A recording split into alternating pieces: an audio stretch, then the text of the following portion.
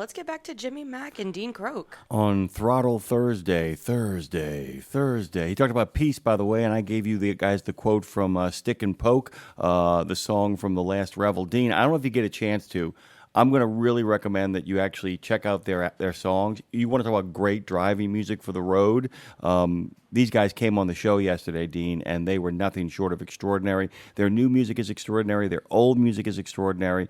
It was just a great conversation that Lindsay and I had with them, and it turns out a song that we all thought was about a missing woman was, in fact, about a deer hunt, which was remarkable because the great thing is that because the guy listened to the lyrics rather than getting the backstory, the second songwriter wrote the last verse, and he thought he was writing about a missing woman. And you can't hear it, but once you know it, you can't unhear it. It's really an extraordinary album. It comes with my highest recommendations. Dean, if you want to, I am over on the Google Meets now, and you can come on and jump in. I can give you permission to jump on in. How you doing, man? How far are you out from reaching your destination?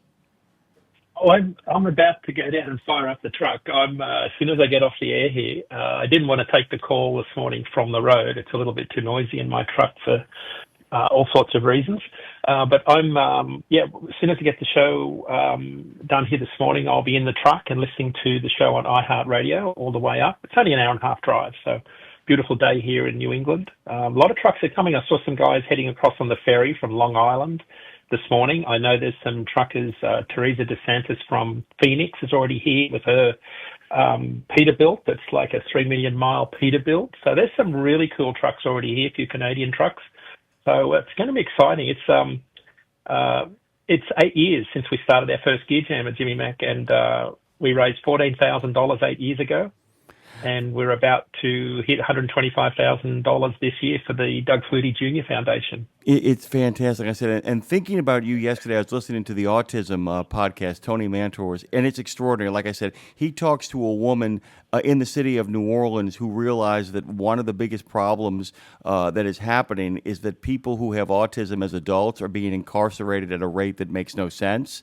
And they're being incarcerated, and people don't realize they're even suffering from autism. And there's another sheriff he talks to, this woman named Donna, who becomes the first sheriff in the 300-year history of this county. She begins to target those in prison who have genuine autism and begins to separate them from the general pop and work with their autism, and finding out that they're able to reduce the rates of recidivism because a lot of these people are poor and undiagnosed. That's one of the things. I don't know if I was telling you about this. I told you about my brother struck up a friendship with the guy who became the DA of New Orleans because they both were working in local politics.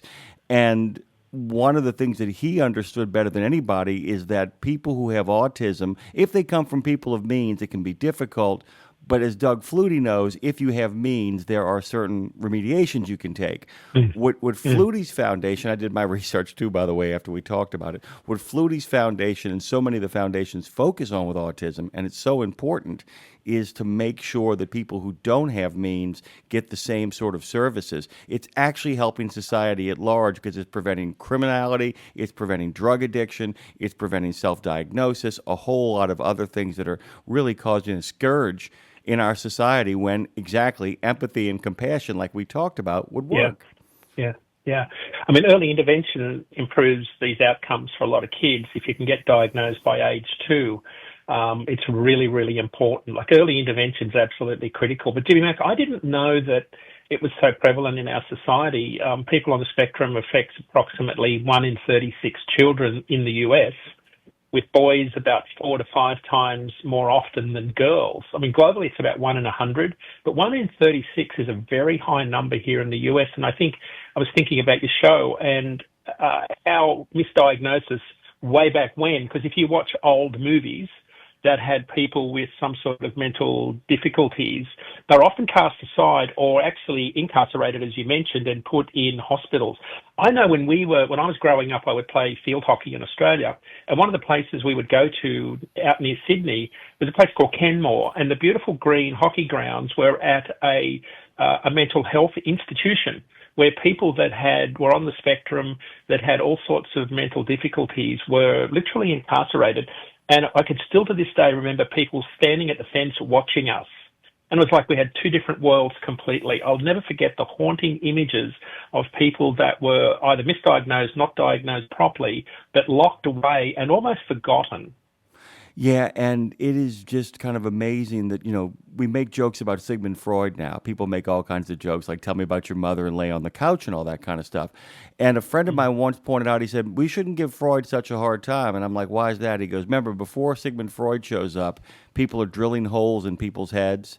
People are stripping people down, shaving them from head to toe and hitting them with hoses. And this crazy Viennan shows up and he says, I have an idea. Maybe, just maybe, we should talk to these people and try to figure out what's going on. And he wasn't always right, but people always forget that. We talk about this a lot on the show. Dr. Ben Kligler was on, who I thought was terrific just a couple of days ago.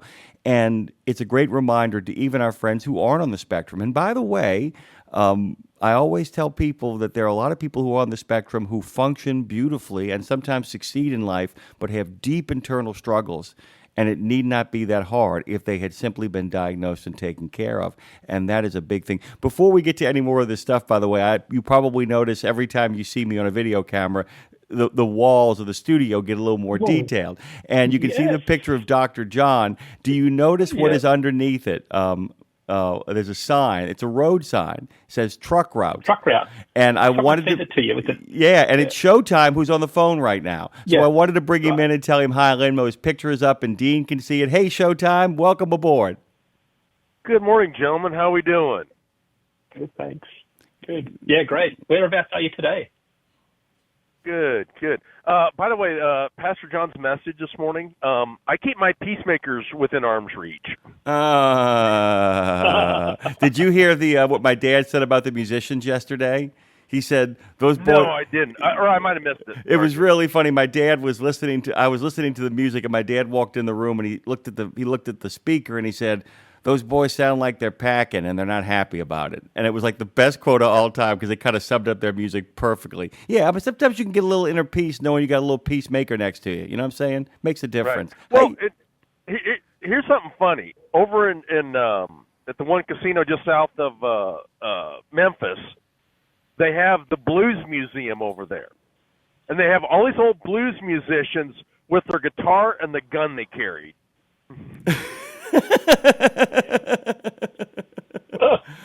By the way, I don't know if you know that you had to carry it because if they didn't carry that gun, you'd lose your instrument. Because during the Depression, in particular, instruments were worth a fortune. I mean, there's an entire plot of a Jim Henson famous puppet television show called Eminato's Jug Band Christmas, where the value of the instruments becomes really crucial to the story. Go ahead, Dre. What's that story about Stevie Ray Vaughan where he was playing his guitar and he literally had to shoot a rattlesnake in the head twice and it still didn't kill it? That's the story. Yep. That's the story. Yep. It really had to happen. And a lot of musicians to this day, Dave doesn't. Dave knows how to operate a piece of machinery, but he doesn't carry. But Dave will tell you, man, in the French Quarter, when you get off of a gig, you'd walk to your car, you'd have two things, your case and your holster. And that's the absolute truth. Go ahead, Dre, one more thing. What you got? You got a phone call? We got two? Want to bring in a second call? Let's bring him in. Oh, okay. Who is it, Chowder? Yeah. All right, let's get Chowder in here really quickly. I got to play traffic cop, guys. So, Chowder, good morning. How are you? Good morning, all. Hey, good morning, Dean, my favorite Bostonian. How are we doing this morning? Good, thank you. Very good. Yeah, good to hear your voice again. Yeah. Thank you. You're also Morning, my Chowder. favorite Australian. Morning, everybody. Morning, Showtime. Hey, you're also my favorite Australian because you're the only one I've ever talked to I really know. So I guess. By default, that makes you my favorite, but you're still my favorite. And I just really like to tell you how much I appreciate the videos that you post on Facebook. I probably spend a good 3 hours of my mandatory alleged 10-hour break watching videos of trucks that I like to see. And I hope you have a great show up there in the God's country of New England. Thank you. Yeah, I'll be bringing you a fair bit of content this weekend for those that can't get there. So appreciate that. All right. Yep. I'll put the brakes on for 1 second and shift back over to Showtime. So, Showtime, you called for a reason or just to say hi? I'd love to get your thoughts. Well, a little bit of a reason. Hey, Dean, the videos that you post on Facebook, do you also post those on YouTube? Yes, I do. I put them on YouTube as a compilation, on my channel. Okay, yeah. good. Okay, I appreciate that because Jimmy knows what's going on, but someone hacked my account, and now I was falsely accused of something pretty serious on Facebook, and they permanently banned me. So I'm working legally to try and get that sorted out. You'll work it out. So as long as you post them on YouTube where I can see them, I'm just going to say I appreciate you doing that, because I see a lot of trucks that I wish I had. Yeah, thank you. I appreciate that. Including yours. Including yours. Thank you. I love your truck. Thank you. Thank you. Showtime, I'm going to say goodbye to you for now. You're welcome to call back. We're going to have Chowder on just for one more moment here. Chowder, I want to get your thoughts before we hit the break. You bet. You guys are going to be louder with Chowder. Yeah. Thank you, Showtime. Go ahead, Chowder. I was going to talk about music and how we need to appreciate all of it, because I wouldn't like Chris Stapleton if it wasn't for Andre strong-arming me through the radio waves to go listen to his concert. But Chowder is toiling with thinking about becoming lease offer / owner-operator again, because he has not enough problems in his life. Is the rates, especially for me where I live out in western South Dakota, eastern Wyoming edge, is this even really a reasonably intellectual decision that I should be trying to make at my low capacity? Hold on. Should I just stick with the company thing for a while longer? That is the question we will end before we hit this break here really quickly. Chowder, thank you for the question. This will give Dean a chance to kind of gather his thoughts and be able to answer that at length. Our good friend Dean Croke is here talking about produce season and rates and all the other groovy stuff. We'll come back with an answer to Chowder's question. Thank you, Dean. Thank you, Chowder. Thank you, Showtime. It's the best trucking show on radio. The best videos on radio aren't on radio. They're on Dean Croke's feed. So we'll be right back after this. 17 Sapp Brothers Travel Centers are known for great food, hospitality, and mom-approved showers and restrooms. But don't forget the service centers. Sapp Brothers ASE certified technicians can repair nearly any issue in shop or roadside, including axle repair. Dig into your free steak dinner with your oil change. That's a Sapp Brothers tradition to thank you for your business. Tires? Sapp Brothers will beat any competitor's advertised price on tires. And download the Sapp Brothers app for exclusive promotions in the shop, restaurant, and store. Your spot under the coffee pot is waiting for you at Sapp Brothers. The mission of Wreaths Across America is unwavering, remembering our fallen heroes, honoring those who are currently serving, along with their families, and most importantly, teaching the next generation about the value of freedom. And you can join our mission with a $17 donation that sponsors a fresh Maine Balsam Remembrance Wreath. Each wreath will be laid in honor of a veteran who gave the ultimate sacrifice for our nation. To sponsor your wreath, please visit wreathsacrossamerica.org. That's wreathsacrossamerica.org.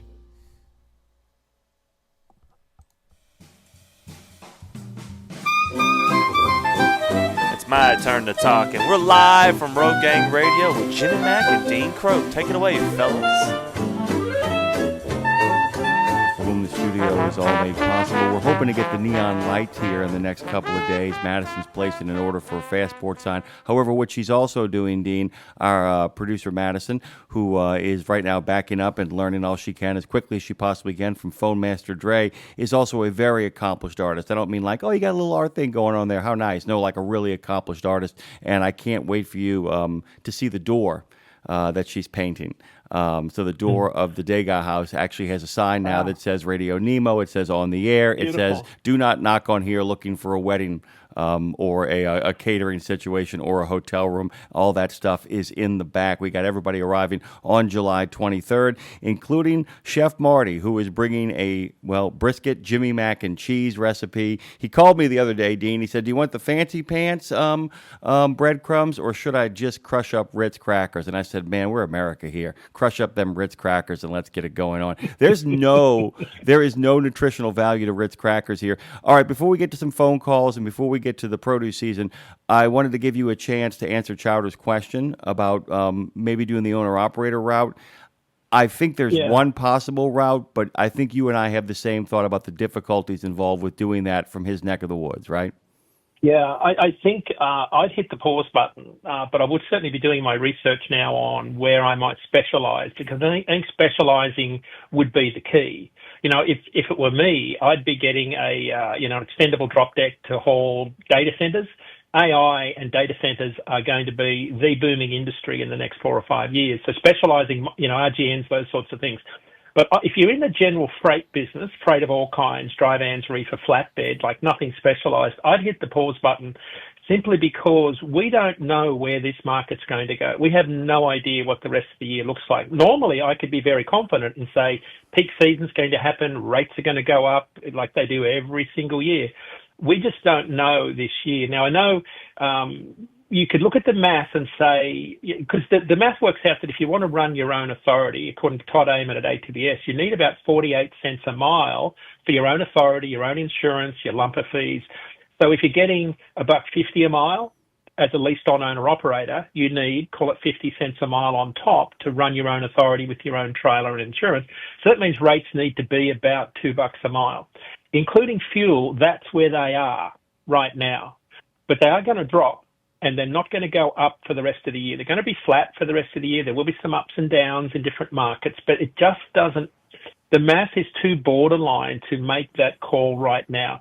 As we look at it, until we know where the Fed's heading with interest rates, until we know what trade policy is going to, where it's going to land, and if, now this is a really important point, if 2026 is going to be a recovery year, because it's not certain that the freight market will even recover next year, given what we know right now. So I would hit the pause button, keep my head down, but do my research and look for growing opportunity, emerging opportunities, AI data centers, anything to do with nuclear power, all those sorts of things have been making headlines for the last 2 weeks. There is a massive amount of freight going to be moved in relation to this new emerging technology that you talked about at the start of the show that's growing exponentially, which is, the AI industry. But there's so much freight that's going to be required to haul all of the machinery and equipment and cooling towers and cabling, you name it. It's going to be one of the big growth industries. So I did my research, but I would hit the pause button. Yeah, and I was actually thinking about best case scenarios, and not because I'm a Pollyanna, but you have to. We always think when things are going well, and there was a period of time when you and I were talking where everything was roaring. It was like people were leaping into the market. People couldn't stop. Other than inflation, people couldn't stop the influx of business, and so we would say, where is the downturn? Where is the upturn here?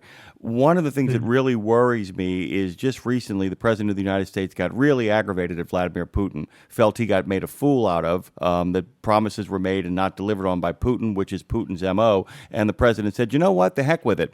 I'm actually going to sell Europe arms so that they can give the Ukrainians arms, which is a workaround, which means he doesn't violate his own policy of not going directly to the Ukrainians, but it's very, very typical.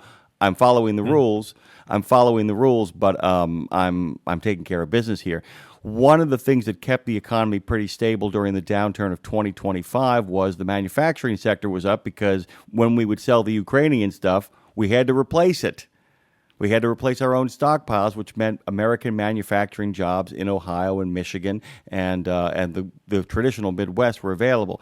If, in fact, there is something cataclysmic internationally that ramps up American manufacturing, that might push us a little bit closer to recovery. But I'm having a hard time seeing my way to how this turns around until 2026, which makes it a really iffy proposition, doesn't it?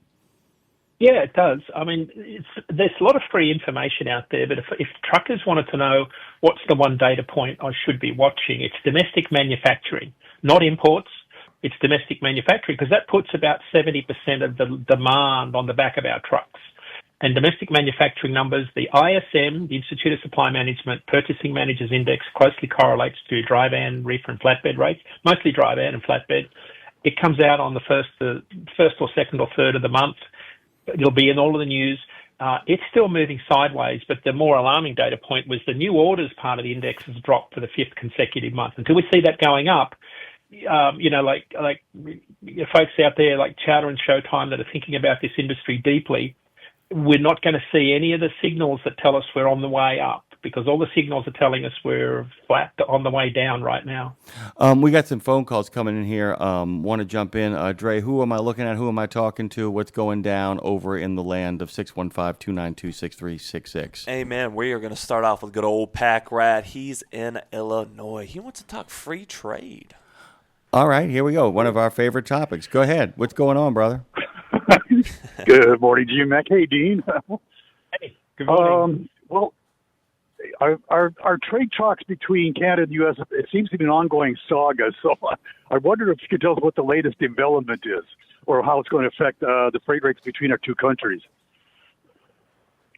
Oh, I have to pull up the data. I looked at this last week. I know the rates are down. Maybe if Jimmy Mack can give me a buffer here, I'll pull up the spreadsheet and I can tell you exactly what's happened to cross-border volumes. Oh, okay. But they're not in a good place. I'm going to let Dean kind of get that focused up. I can tell you what I have been seeing is the fact that it applies, as Dean has said, all the way across the board. The problem is that Dean and I were talking about knowing what we don't know. The problem is we don't know what we don't know. That has been the biggest issue on this, particularly with Canada, because there's a lot of things we know they're going to ramp up on China. We know that, even though that there are deals being made, he started so high on the imposed tariffs that is still, for the foreseeable future, got a long way to go. We know that certain actions are being taken on the southern border that are really putting the squeeze on Mexico.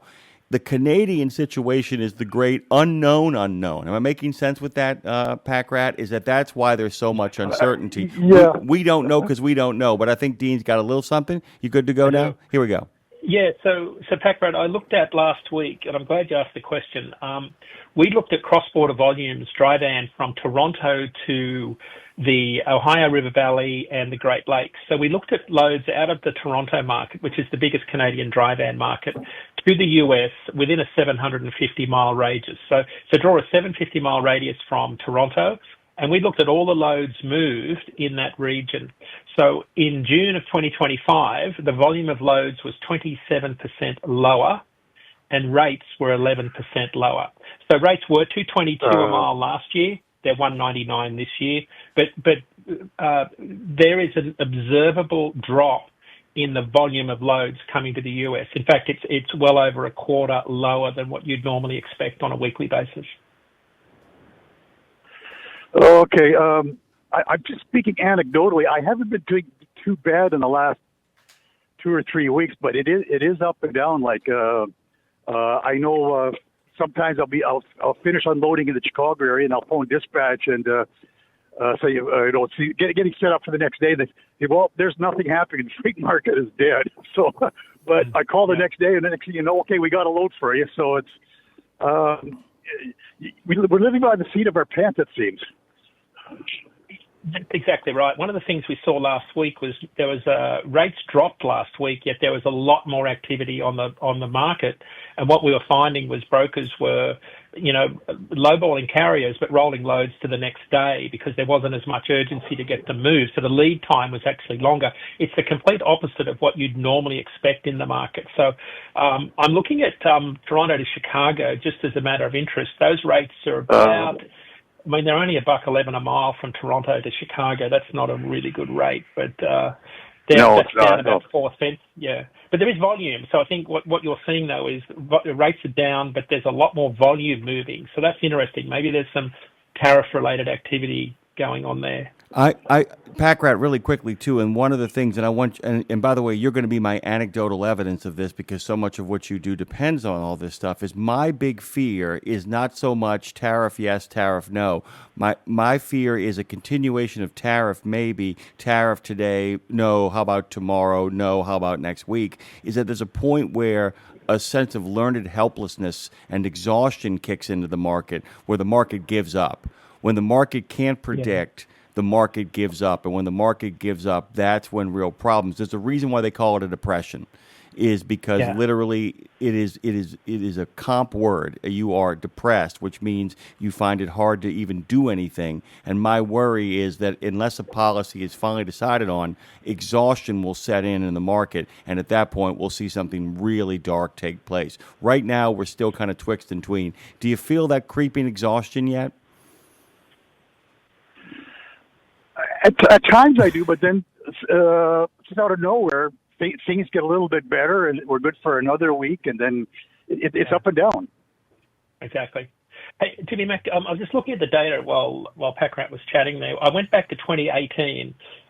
Keep this in perspective. This is the low point in outbound Toronto/Canada rates to the US. So there's a seasonality effect here. If I go back to 2018, 2019, all the way through to now, this is the low point on the rate curve. Right now, outbound rates in Toronto are at about $1.51 excluding fuel, pretty much the same as what it was way back in 2019. But this is the low point, and then things pick up from here, if all things being equal. I've been in the industry for quite a while in Toronto and the Chicago market. That was always a slam dunk. Like, you could leave Toronto with a load and you could find a load in Chicago and you could always find a load back. But in the last couple of years, that has changed. Yeah, there's a fundamental shift in the market going on because of the trade war, because of the pandemic.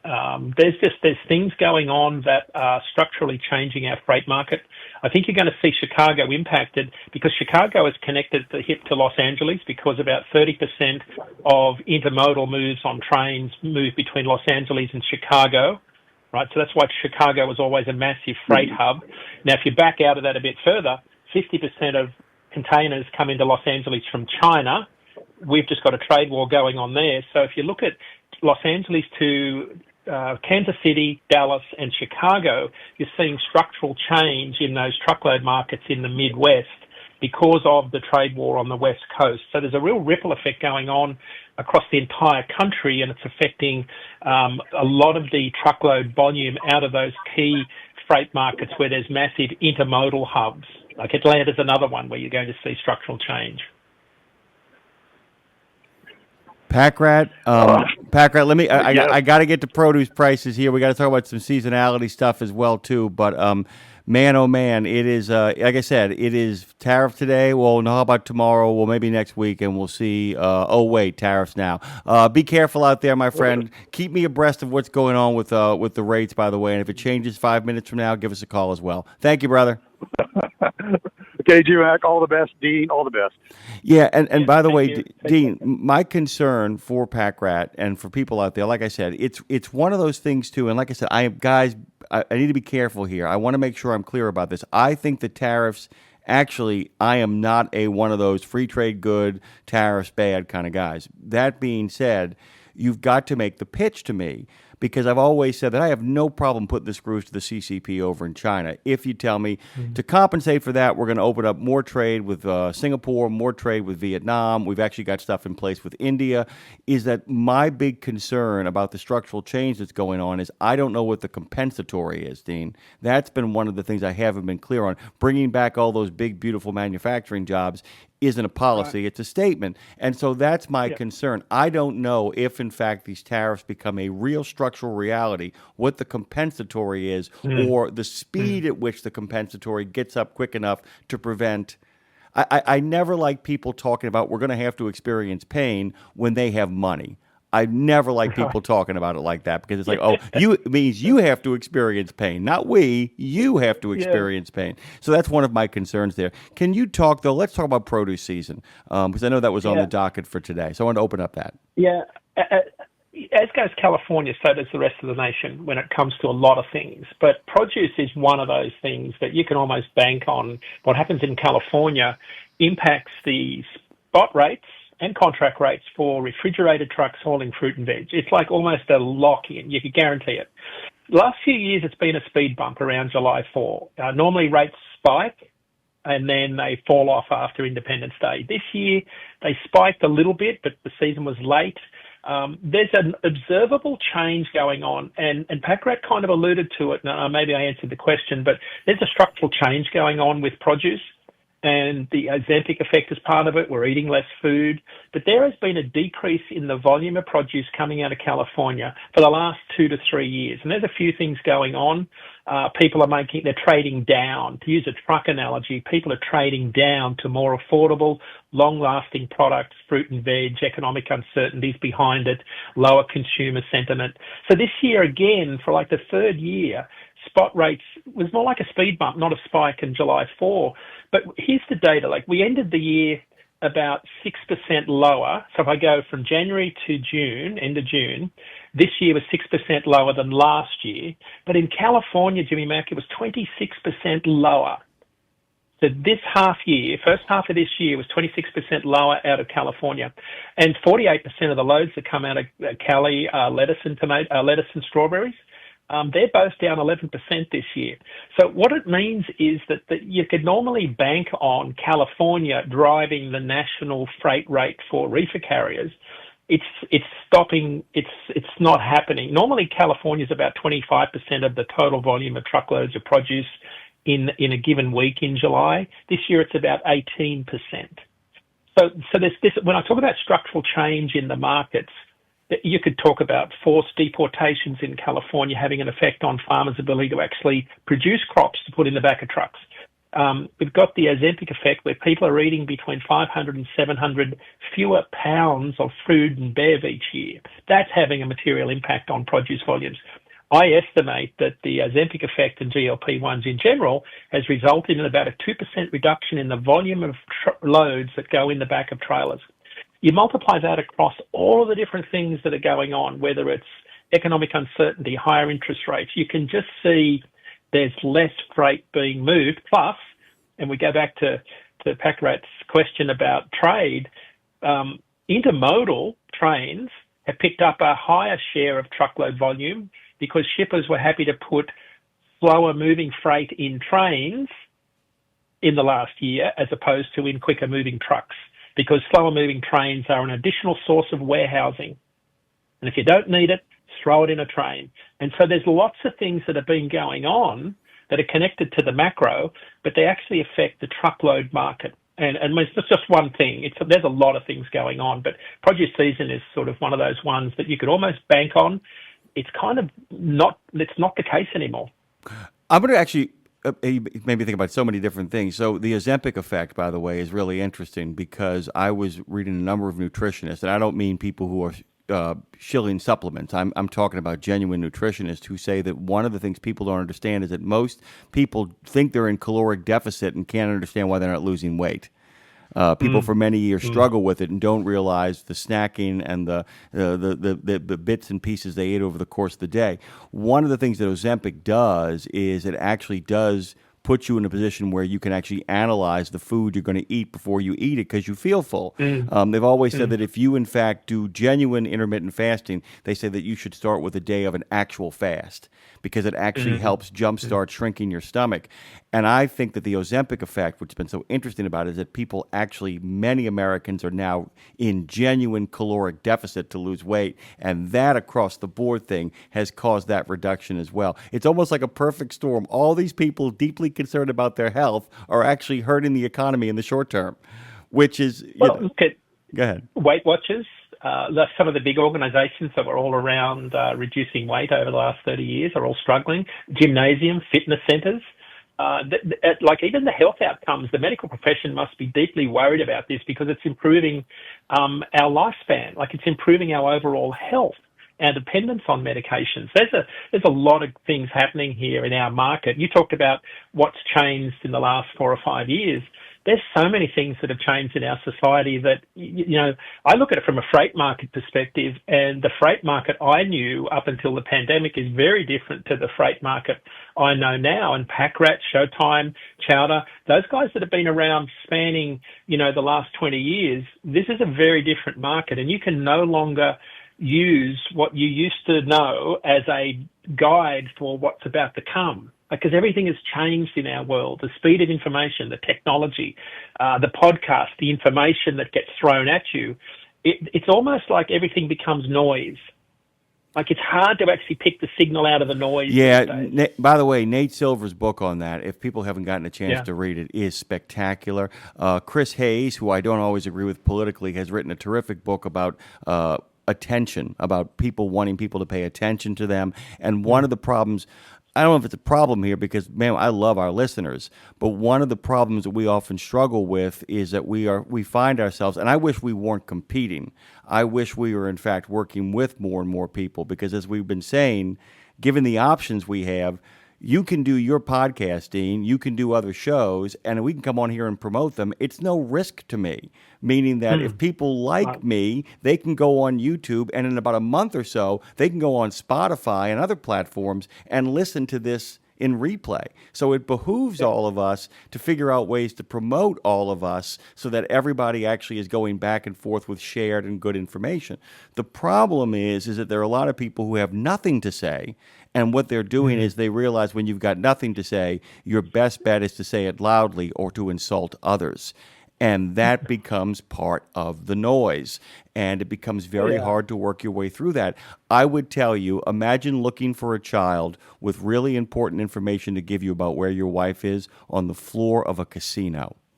And that is the way to think about this, that there is somebody who has something important to tell you, and you don't know where they are, but you know they're on the floor of an open casino. Think about the noise and looking for that particular signal. And that's what this kind of economy and this kind of informational economy, I guess we can call it, really kind of forces us to make our choices. And then we have to rely on them, which is why trust is so important now when it comes to disseminating information. It's everything. Do people trust you? And that's what it comes down to. I think stickability, just sticking around, being around long enough. I mean, you've been around the trucking industry, like Dave Nemo's been around for 50 years. Like, people trust. If you've just been around, I mean, I've only been here 25 years. I think I know this. That'll count. That well. count. That counts, Dean. That counts. Yeah, that's pretty good. But just sticking around is a big part of being, because sticking around means you've been through enough to know whether you're right or wrong and what you're good and what you're not good at. And I tend to stick to what, I started the show by saying, I'm really good at knowing what I don't know. Right? There's a lot of things I don't know, and I try to stay out of those lanes because, as the Facebook people will know, they'll jump all over you if you make a mistake and say something wrong. And I do that a lot because Australian English is very different, so I describe things differently using my Australian English compared to how you describe things here. So I just think just being around, being genuine though. Like, I'm not here selling DAT products. That's not why we're here. I'm doing, I do this because I know how hard it is for the first caller at 3 a.m. to not be able to find decent food in a truck stop. I can feel that. Like, I know exactly how gut-wrenching that is. Brutal. Like, it's brutal. It makes is you brutal. Angry. Yep. So that's, I do it because I think this is one of the hardest jobs I've ever done in my life. And we connect with people out there on their own and give them a reason to keep doing what they're doing, and maybe just, pick up on they're not alone. Because I think that's the best thing about what you do at Radio Nemo, Road Gang Radio, is you connect with people who are out there on their own, and you give them a sense that we're a family, not just on your own. Yeah, and that's so important. Dre just gave me the 2-minute signal here, so we only got a few moments to wrap it up. But Dean, I got to tell you, I'm not sure if I am depressed at the fact that we can never get through all the stuff that you have, or with the new format, you get to open the show with me and mix it and mingle with all the folks out there on the road. So we will celebrate that rather than be upset at the fact that we don't have enough time to get through all the information. Is there anything else important you want to point our friends to? And there was a whole bunch of stuff on your docket, but is there anything you want to hone in on before we shuffle off this radio coil and get the Canadians, speaking of people, in on the show? I just think, autism awareness is a really big thing. This weekend we're going to be raising a lot of money for autism. If you're driving past Epping, New Hampshire, if you're on I-95 in between Portsmouth and Boston, call in. It's at the New England Dragway. There's plenty of parking space for trucks that are loaded. Just call in, show your face. I'll be there doing videos of all the trucks arriving, so I'll be happy to share those with whoever's there. So that would be my only thing this weekend.